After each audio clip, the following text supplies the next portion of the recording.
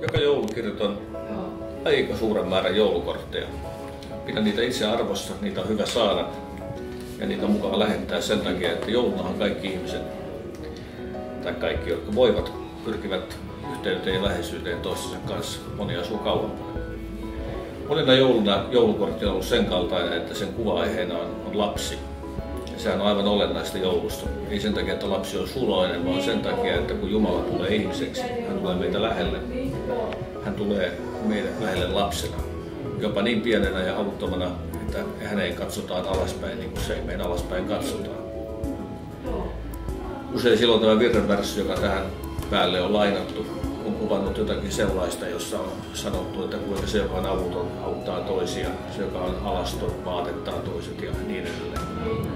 Tänä vuonna, kun aiheena on toisen näköinen, se kuvaa nyt tänä vuonna pyhää perhettä pakomatkalla Egyptiin.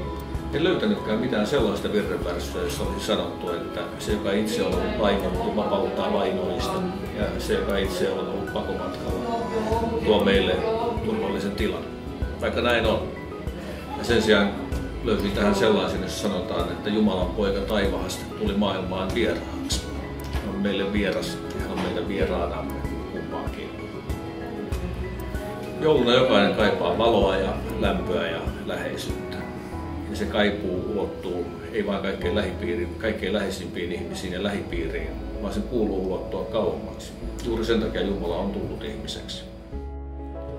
Rauhantäyteistä joulua ja toivorekasta uutta vuotta teille kaikille.